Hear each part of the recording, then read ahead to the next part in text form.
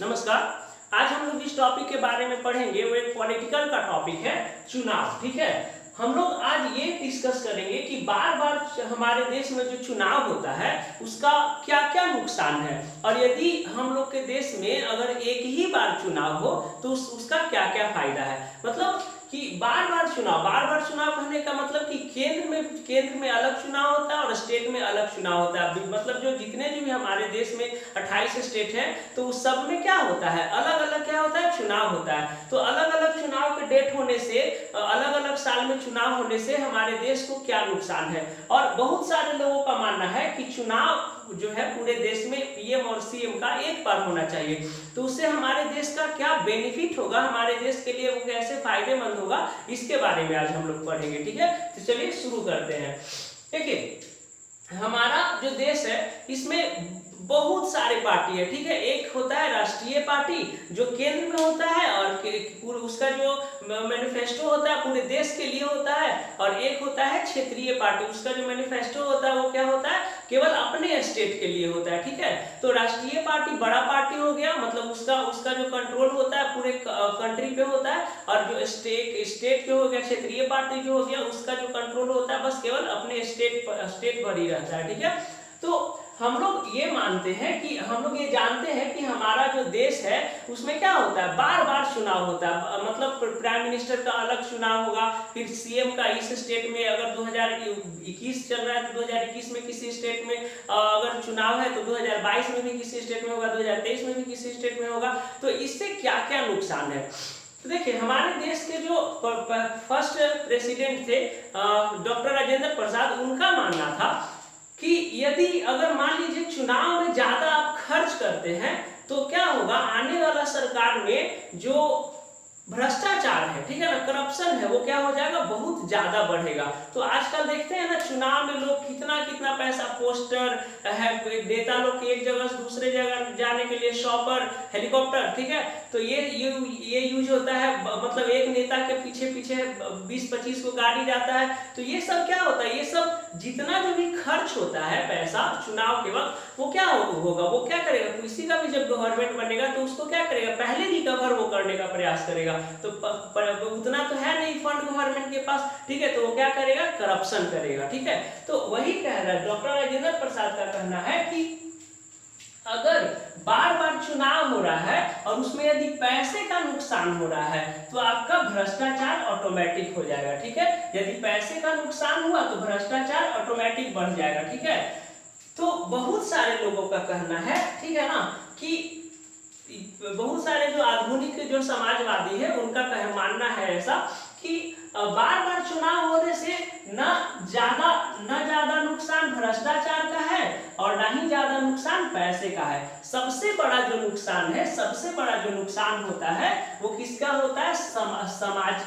तनाव का, ठीक है ना, सामाजिक ताना बाना का। ठीक है, इसमें क्या होता है, सबसे बड़ा नुकसान होता है सामाजिक बंटवारे का नुकसान होता है। ठीक है, क्योंकि देखिए जब चुनाव होता है, ठीक है, जब चुनाव होता है तो हमारे यहाँ देश में और राज्य में जातिवाद, संप्रदायवाद, क्षेत्रवाद, भाषावाद ये अपने चरम सीमा पर होते हैं। चरम सीमा मतलब बहुत ऊपर उठ जाते हैं। संप्रदायवाद देख लीजिए, जातिवाद देख लीजिए, ठीक है, चुनाव के समय ये सब सबसे ज्यादा देखने को मिलता है। रेसिज्म, जितना जो भी रेसिज्म है वो सब जातिवाद, संप्रदायवाद, क्षेत्रवाद और भाषावाद में वो सब सबसे ज्यादा कब देखने को मिलता है, चुनाव के समय। ठीक है, देखिए कोई भी जो पार्टी होता है, चाहे वो नेशनल पार्टी हो या फिर क्षेत्रीय पार्टी हो, ठीक है, चुनाव के समय उसका काम होता है लोगों का बांटना। ठीक है, तभी तो वो एक ध्रुवीकरण करेगा, जात के आधार पे करेगा या फिर रिलीजन के आधार पर, धर्म के आधार पे करेगा, या फिर जो दलित है उसके आधार पे करेगा। ठीक है, तो ये फॉरवर्ड है उसके आधार पे करेगा। ठीक है, तो ये सब जितना जो भी चीज है, ठीक है, वोट पाने के लिए जो नेता लोग होते हैं वो क्या करते हैं, समाज को पहले बांटने का प्रयास करते हैं। ठीक है, जैसे मान लीजिए, देखिए हम इसीलिए लिखे हैं कि वोट बांटने के लिए लोगों को बांटना पड़ता है। लोगों मतलब जनता को बांटना पड़ता है, भड़काना पड़ता है, तभी वोट बैंक बनेगा। ठीक है, जैसे मान लीजिए आरजेडी जो बिहार का पार्टी है, ये लालू यादव जी का पार्टी है जी, हम लोग बहुत उनको रिस्पेक्ट करते हैं। ठीक है, लालू यादव जी का पार्टी है, और यूपी में एक समाज पार्टी है मुलायम सिंह जी का। ठीक है ना, तो ये इन लोगों लोग क्या करते हैं कि एक जातीय समीकरण बनाते हैं, यानी कि ये लोग जातिवाद को बढ़ावा देते हैं, ठीक है ना। यादव और किसी दूसरे जात में क्या है, जातिवाद को बढ़ावा देते हैं, ठीक है। लेकिन जानते हैं कि बिहार और यूपी में सबसे ज्यादा लोग यादव ही है, ठीक है। तो इससे क्या होता है, जातिवाद होने से क्या होता है, बिहार में आरजेडी को फायदा होता है और यूपी में समाजवादी पार्टी को फायदा होता है, मुलायम सिंह अखिलेश यादव वाले पार्टी को फायदा होता है। देखिए यूपी का ही एक पार्टी है बीएसपी बसपा, जिसकी लीडर कौन है, ये है मायावती है, ठीक है। तो ये क्या चाहती है, मायावती क्या चाहती है कि हम समाज का बंटवारा जो है फॉरवर्ड और बैकवर्ड, मतलब दलित और ऊपरी कास्ट में कर दे, ठीक है। तो जिससे क्या होगा कि पूरा दलित का जो वोट है वो किसको मिलेगा, मायावती को मिलेगा, ठीक है। आगे देखिए AIM या ये जो कौन है, ओवैसी है ना, असुद्दीन ओवैसी ऐसे करके कुछ नाम है, हैदराबाद वाला, ठीक है। वो क्या करता है, वो क्या चाहता है, वो भी ये चाहता है कि रिलीजन के आधार पे हम समाज को बांटे, हम अपने स्टेट को बांटे, ताकि जो मुस्लिम वोट है मेरा वो मेरे फेवर में आ जाए, मेरे पार्टी में आ जाए, ठीक है, ठीक है। बीजेपी सबका बाप है जी, ठीक है ना। बीजेपी का इसको जातिवाद, दलित और ये सब से कुछ मतलब नहीं है। ये कहता है, ये एकदम इसका जो मेन मैनिफेस्टो होता है कि एकदम पूरा देश के बांट दो, ठीक है ना, हिंदू और मुसलमान में, ठीक है ना। पूरा देश में ही हिंदू और मुसलमान का हवा बहा दो, ताकि क्या है, हिंदू का पूरा वोट मतलब अपने पार्टी को मिले, मतलब कि भाजपा को मिले, ठीक है। तो ये सबसे खतरनाक है ना।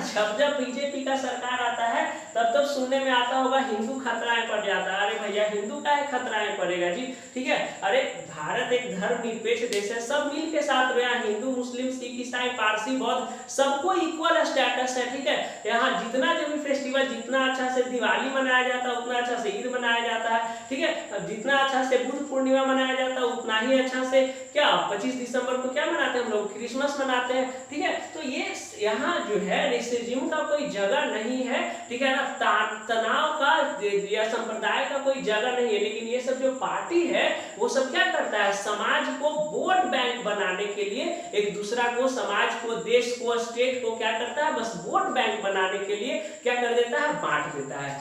तो ये तो नेशनल पार्टी हो गया, ठीक है, मतलब नेशनल लेवल पे हो गया।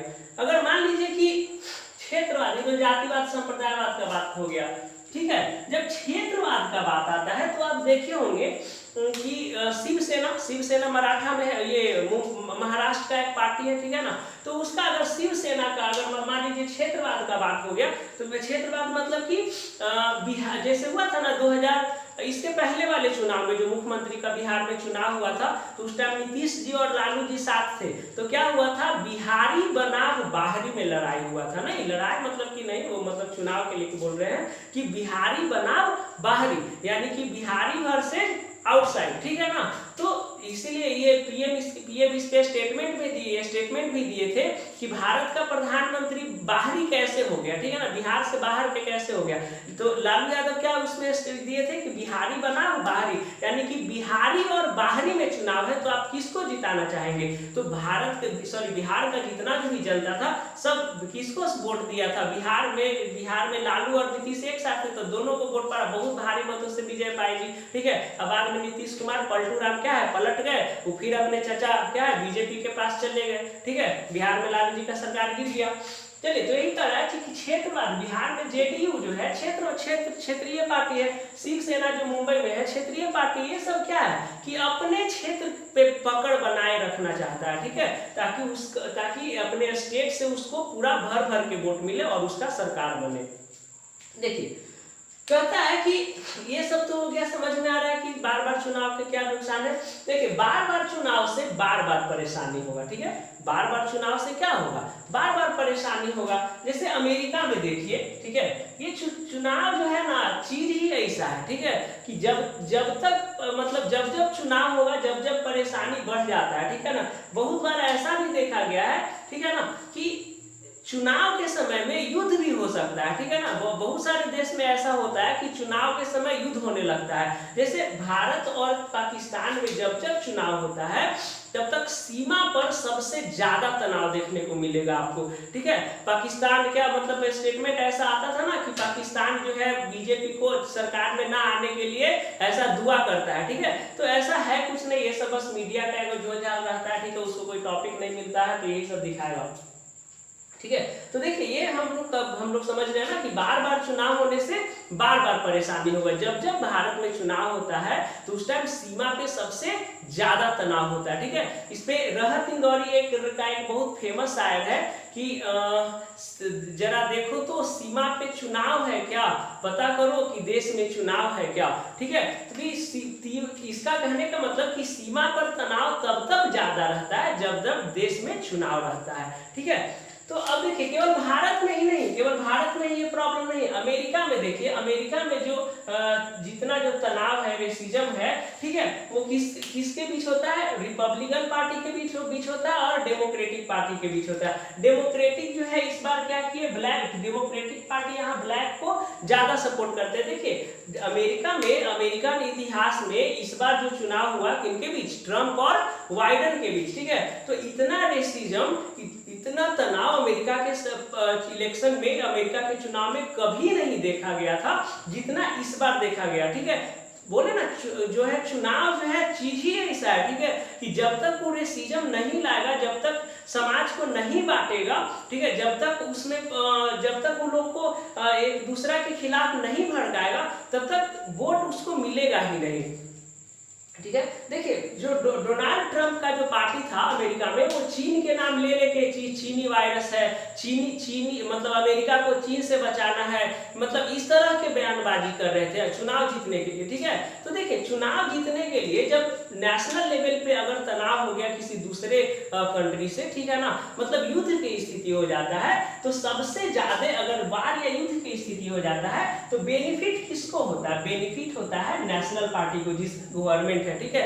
जैसे अभी देखे होंगे ओली सरकार, अभी नेपाल में जो ओली सरकार था वो क्या था, उस भारत और नेपाल के बीच में रेसिज्म बहुत ज्यादा, तनाव बहुत ज्यादा बढ़ गया था, ठीक है ना। क्यों, क्योंकि वहां चुनाव होने वाला है, ठीक है। तो वहां का जो ओली सरकार है वो देखता है कि अगर हम राष्ट्रवाद का भावना अगर भड़काते हैं लोगों में तो वोट क्या होगा, पूरा मेरा फेवर में आएगा। तो आई होप ये समझ गए होंगे कि बार बार चुनाव के क्या नुकसान है, और भारत में एक साथ चुनाव के पक्ष में लोग क्यों तर्क देते हैं, क्योंकि अगर भारत में, पूरे भारत में सेंट्रल गवर्नमेंट और स्टेट गवर्नमेंट का चुनाव अगर एक बार होगा तो जितना जो भी परेशानी है, क्षेत्रवाद का है जी, जातिवाद का है जी, संप्रदायवाद का है जी, भाषावाद का है जी, ये 5 साल में केवल एक ही बार चरम सीमा पे रहेगा, बार बार नहीं हो पाएगा। लेकिन अगर बिहार में अभी एक चुनाव है, बंगाल में 1 साल बाद चुनाव है, असम में उसके 1 साल बाद चुनाव है, अगर इस तरह से चुनाव होता है तो कोई ना कोई स्टेट में एक ही बार, ठीक है ना, मतलब किसी ना किसी स्टेट में, ठीक है, मतलब रेसिज्म तनाव बना ही रहता है। इससे होता क्या है कि जो डेवलपमेंट होता है किसी कंट्री का, वो क्या होता है, बहुत स्पीड से नहीं हो पाता है, ठीक है। जैसे मान लीजिए ये सब जो बीजेपी वाला जो है, बीजेपी अभी गवर्नमेंट में है, पावर में है, तो वो क्या करता है, अरे पहले तो उसको समझना चाहिए, पीएम को एक समझना चाहिए कि हम पीएम पूरे देश के लिए है, न कि किसी एक पार्टी के लिए है। अगर तुम प्राइम मिनिस्टर बने हुए हो तो पूरे देश का प्राइम मिनिस्टर हो, कि बीजेपी का प्राइम मिनिस्टर नहीं हो, ठीक है ना। तो पूरा जितना जो भी सेंट्रल मिनिस्ट्री है वो सब स्टेट में जाके एक दिन में 10 गो रैली करेगा, ठीक है ना। चुनाव है तो 50 गो, 150 ऐसे रैली करता है पूरा। जैसे मोदी सरकार अभी देखिए बंगाल में घिना गया, दाढ़ी बढ़ाने में से कोई थोड़े ना रविंद्रनाथ टैगोर हो जाता है। सब बिहार और यूपी का जनता थोड़े है मूर्ख बन गया एक बार, बिहार में तो 2 बार बन गया, ठीक है, मूर्ख बन गया एक बार, तो आप बंगाल में भी थोड़े ना जनता को मूर्ख बना सकते हैं। अब भारत का जनता जो है अब समझदार होते जा रहा है। मोदी क्या है देखिए, और इसका सबसे जो मोदी ये जो करता है ना गवर्नमेंट, या जो भी मीडिया जो कर रहा है, तो ये सब क्या है, मीडिया वाला क्या है, ये सब मोदी सरकार का नाजायज औलाद है, ठीक है ना। ये सब कुछ इसको मोदी में बुराई नहीं नजर आता है, ठीक है। इस देख लीजिए भारत में बेरोजगारी बढ़ा हुआ है, इसके बारे में कभी डिबेट नहीं होगा। भारत में गैस का दाम बढ़ा हुआ है, कभी नहीं बात होगा। 930 रुपए पर सिलेंडर हो गया, पेट्रोल का दाम 100 रुपया हो गया, कभी इसके बारे में डिबेट नहीं होता है। चौथा पॉइंट है क्या, रोजगार नहीं है, ये रोजगार नहीं है, इसके बारे में कहीं बात नहीं करेगा। स्टूडेंट का भी पढ़ाई चौपट हो गया, इसके बारे में कोई बात नहीं करेगा। गरीबी हटाओ, गरीबी हटाओ कब से नारा आ रहा है, ये लोग गरीब के बारे में, गरीबी किसके सरकार की 10 साल होगा ना जी, इस बार जीता तो 10 साल तो इसका कंफर्म हो जाएगा। गरीब के लिए क्या कर रहा है, कुछ भी नहीं कर रहा है, ठीक है। तो ये सब के बारे में मीडिया कभी बात नहीं करता है, क्यों? क्योंकि वो सब क्योंकि इसका जो क्या बोलना नहीं चाहिए, इसका जो सरकार है, कौन, मोदी सरकार, इस सब के भर भर के पैसा देता है, बस केवल तारीफ पे तारीफ करना है, ठीक है। इसको बुराई नजरे नहीं आता है, ठीक है। तो हम छोड़िए वो सब अलग, वो सब पॉलिटिक्स का बात है। हम लोग क्या समझे कि एक साथ चुनाव होने से क्या क्या फर्क, क्या क्या फायदा हो सकता है। तो सबसे बड़ा जो फायदा है कि देश में तनाव 5 साल में किसी एक ही बार होगा जब चुनाव होगा। अगर चुनाव नहीं है तो तनाव नहीं होगा। इससे क्या होगा कि देश का जो डेवलपमेंट है, विकास है, वो काफी तेजी से होगा। अब बार बार चुनाव होने से क्या होता है, पूरा सेंट्रल मिनिस्ट्री तो चुनाव के रैली करने में लगा हुआ रहता है। उसको चुनाव जीतना है, किसी तरह से चुनाव जीतना है, उसमें लगा हुआ रहता है। वो क्या डेवलपमेंट के बारे में सोचेगा। आई होप आप इस टॉपिक को पूरा समझ गए होंगे। जय हिंद।